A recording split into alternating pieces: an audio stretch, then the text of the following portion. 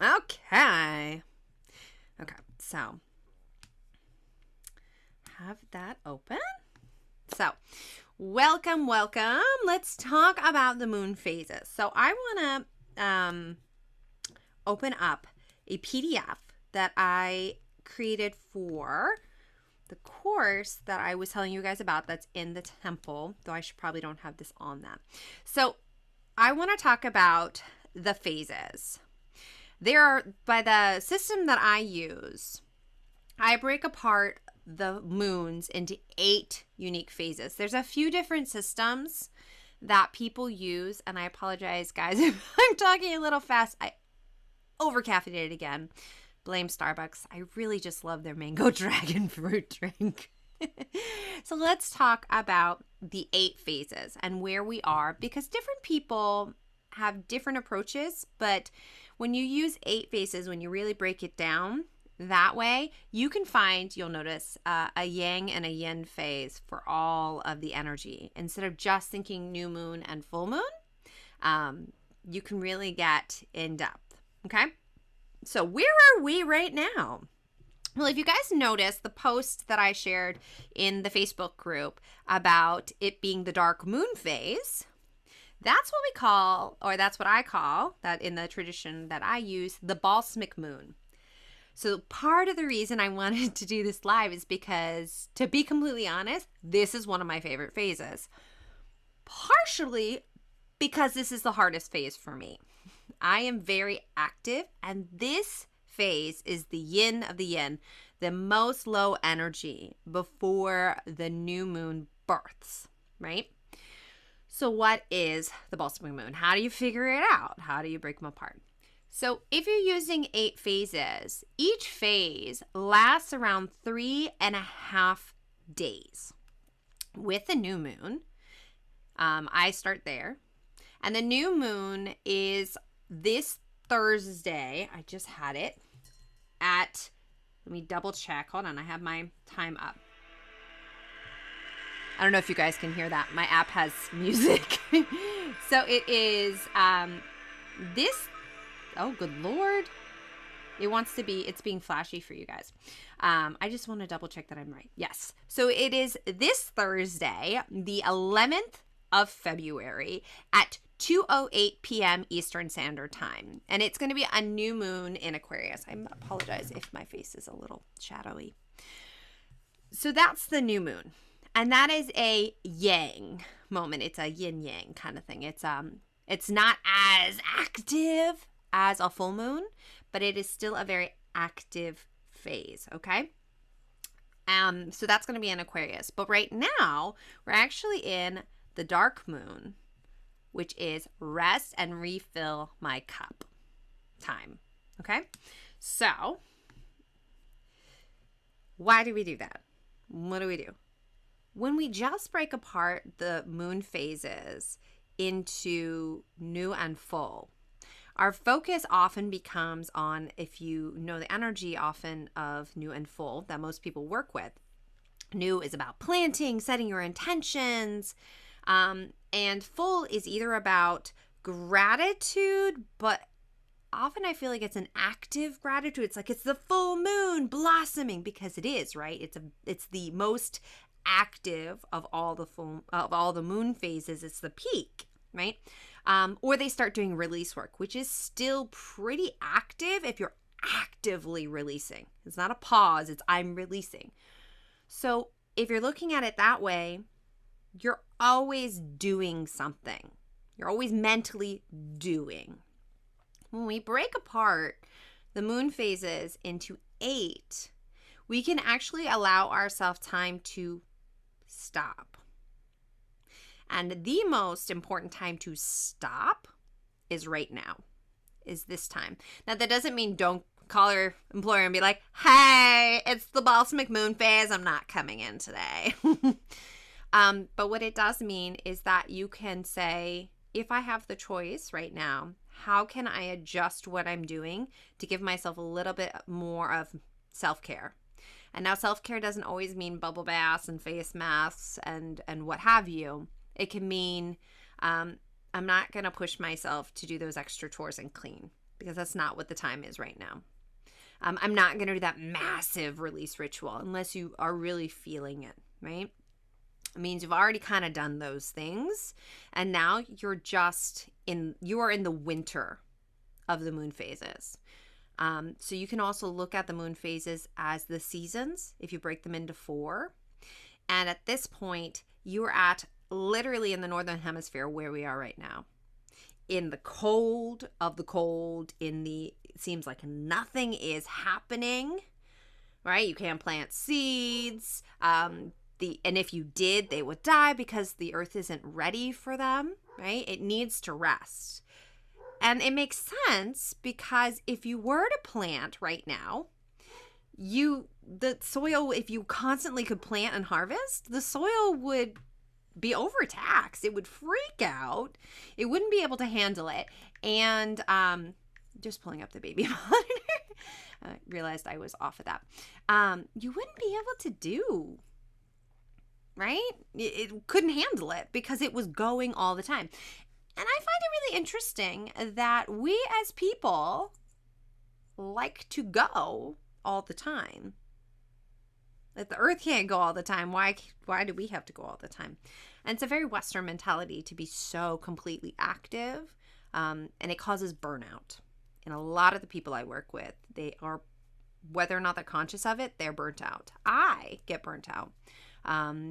And it doesn't matter what your calling is. It could be you don't work in the stereotypical sense where you go in for a 9 to 5. But if you're always on, even if it's you're supporting others and you don't give yourself the space to pause, like right now, it's given to you, you get burnt out because you're always doing something, even if it's not physically always doing something, okay?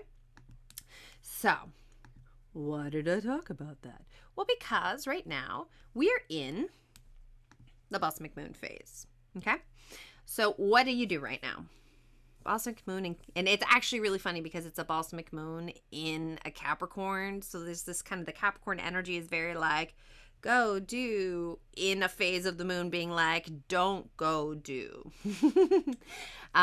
So what you do is you pause. You allow yourself to rest. Maybe see if you can go to bed a little earlier. See if you can do the things that fill you with joy. Just being. Gotta love lives. The dog won't stop barking. And then when the new moon comes on Thursday at 2, I often encourage people different. You do you, y'all. You do you. But I often encourage people to explore waiting, because a lot of times, like let's say it's new moon on Thursday.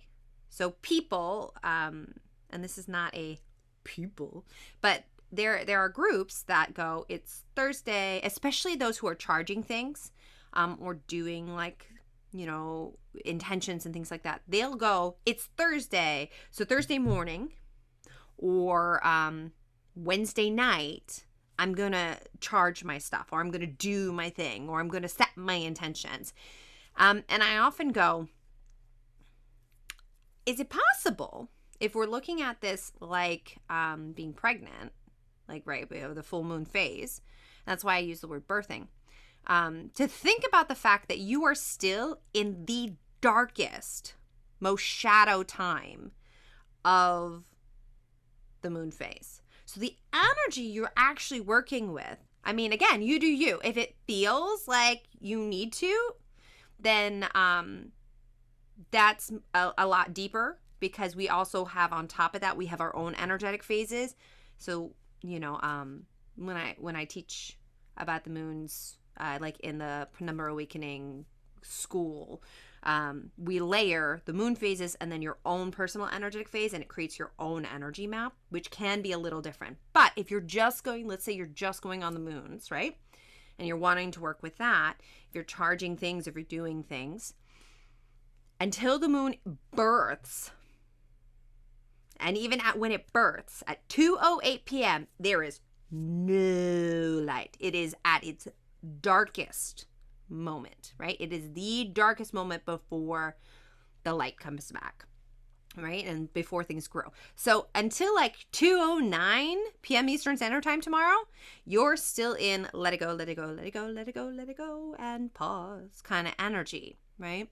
So I encourage people to often explore what it would look like instead of trying to be like, it's the new moon, quick, quick, quick, do my intentions, do this. You got 3.5 days, y'all, of energy growing and swelling. Could you maybe give yourself some space to, oh, it's new moon today. I'm going to let it sit for a little bit and see how that energy feels and see what's trying to come to me, what wants to be planted, right? Sit in ceremony. Give yourself some space so that, a day later you can go, okay, this energy is now growing. I'm still kind of in this brand new baby, kind of new seeds have been planted phase. Now where do I want to go, right? Instead of being like, gotta go, I got this many times and this much, and I gotta put it out and do it, right? So that's about the moon phases and kind of what's going on now. So you're moving into the energy of new moon in Aquarius. We have so many planets in Aquarius right now. We have Mercury going retrograde in Aquarius right now. There's a lot of Aquarian energy out. And the one thing though with Aquarius, when there's so much, is we can get really like mental, analytical, like, woo, I'm going. So especially right now, before you jump and say, this is my intention I'm setting, can you sit and ground your intention? Can you plant your intention? Can you root it down? Giving yourself the space to really let it sit so that you have the space to say what wants to be planted. I would say that will give you a higher rate of traction in your intentions than throwing a new intention out every single month to want to have manifest in 30 days. Because that's a whole nother story of why that doesn't work.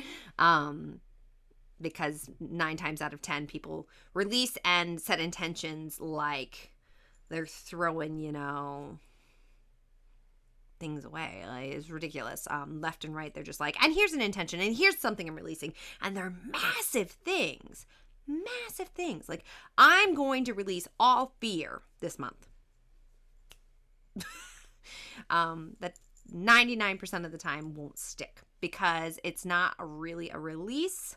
Since we're in the release period, it's not really a release. It's more of, this sounds really awesome and it's something I want to tackle. So I'm going to throw it out there because it's my release time.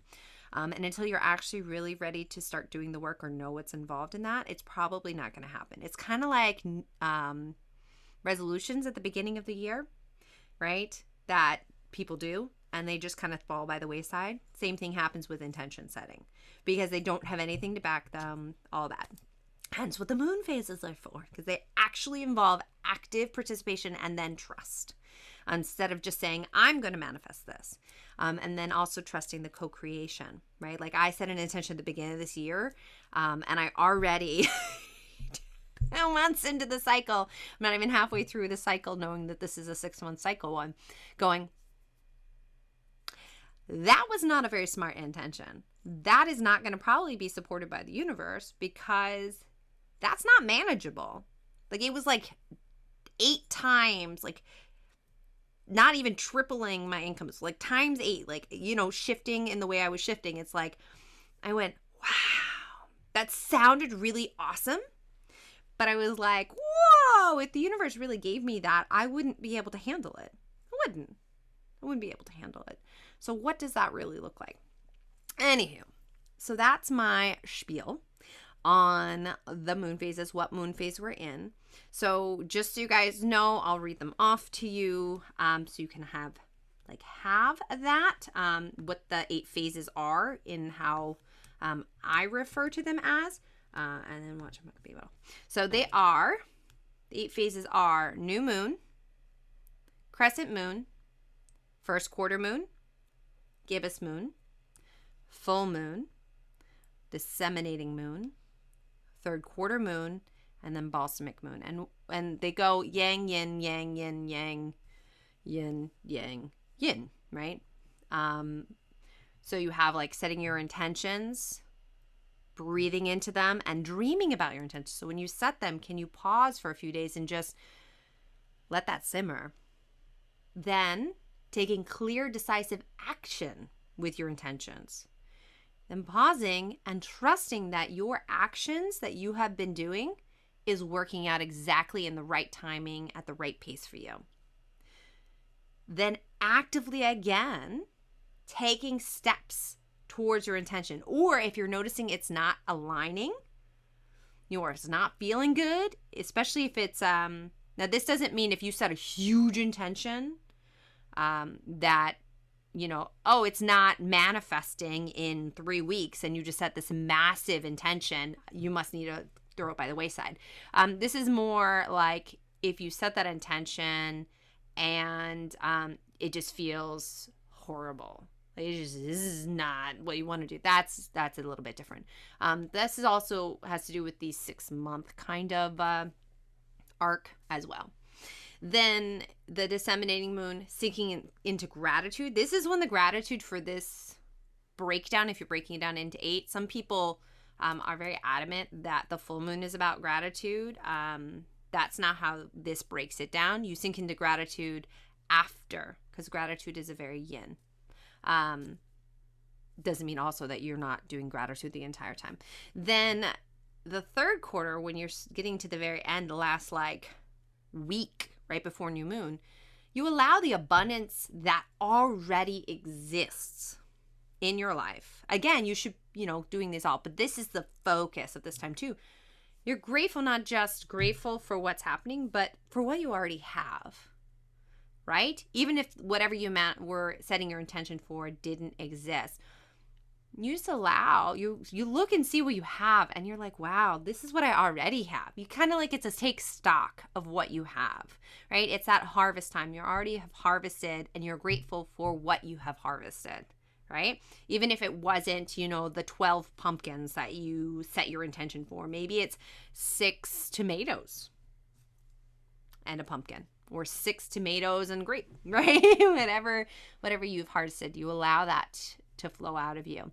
And then you rest and you give yourself a chance to refill. So doing it this way actively gives you an opportunity at least once a month, where you rest and refill. Okay. So now you guys have it. Now you guys know. And then, of course, each moon is flavored. Each new moon, full moon is flavored by the energy that it is paired with, of course. And then on top of that, you can take it again deeper. And then each moon paired with its energy. So like new moon Aquarius, how it personally connects to you and your natal chart, right? And so on.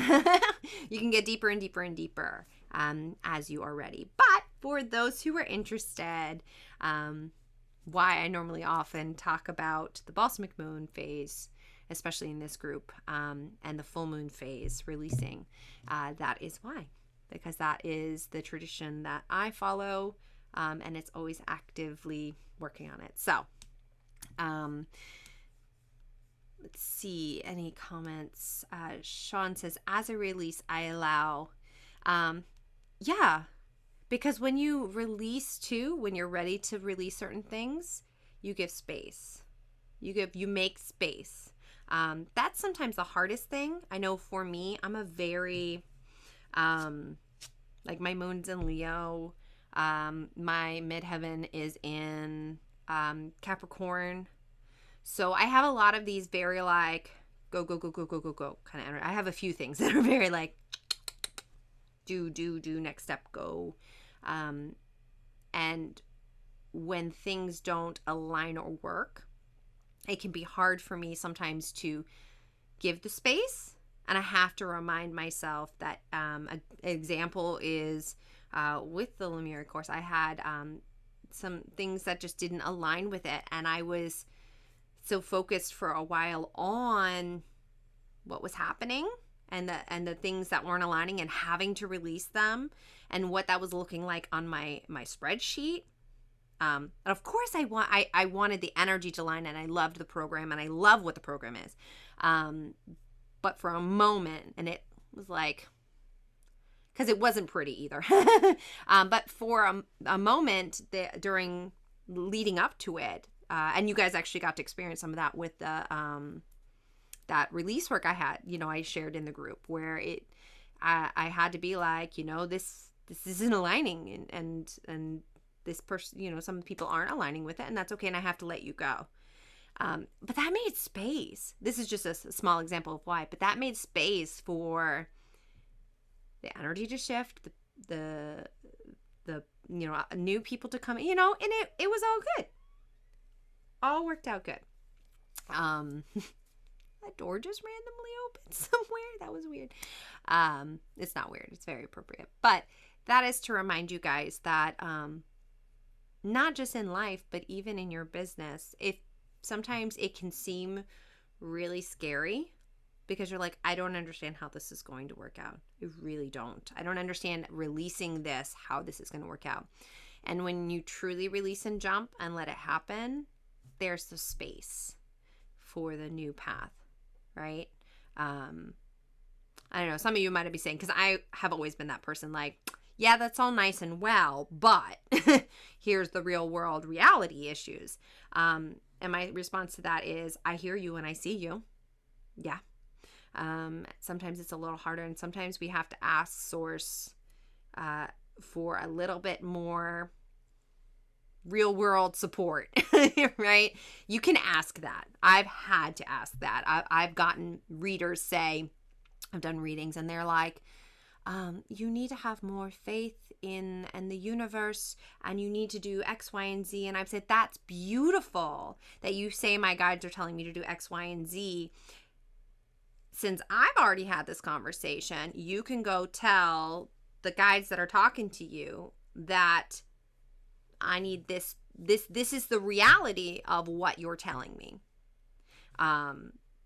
And when I've had personal conversations with my guides, it's a whole different story. But sometimes you'll hear people say, you just need to leap. You just need to do this.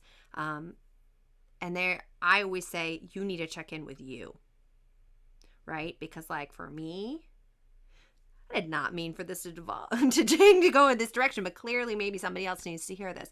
But for me, right? Sometimes like people are like, you need to do you and go do this. And I go, I have a almost 4-year-old and an almost 2-year-old. My husband works nights. I'm trying to do a full pivot from my work. For those of you who don't know, if you're joining on YouTube or Arise, it just showed up in my feed actually today. A year ago at this point, I had been focused on live. I did live classes. I did singing bowls sometimes. I didn't do anything really online. I kind of had an online presence. I was just trying to do, I was just really getting into sharing, making items. But primarily I was doing like in-person women's circle retreats, which held a certain amount of people. And I didn't want an online presence. I was just where I was. And I had been doing that for years at that point. I had been doing circles for maybe 2 like big retreats, but I've been teaching, doing more personal kind of stuff, for a few years at that point. And COVID happened, and all the things that have aligned in the universe happened, and the universe said, full pivot of what you're going to do. And that was scary. It was really scary. And it still is, trying to, expand and grow a business in the middle of a pandemic while raising a toddler and a preschooler and having a husband that works nights, even though I am very grateful for the support system I do have, doesn't mean that it's not hard. And we all have things that are hard in our lives now, right? But the reason I shared that is because sometimes our reality has to be addressed first, right? And instead of just being like people saying, set the goals, reach for, and then manifest it. Well, let's do some actual exploration of what's going in your life, what's happening, and what do you actually need support in instead, right? And where do you go from there? So anyway, that's my side note.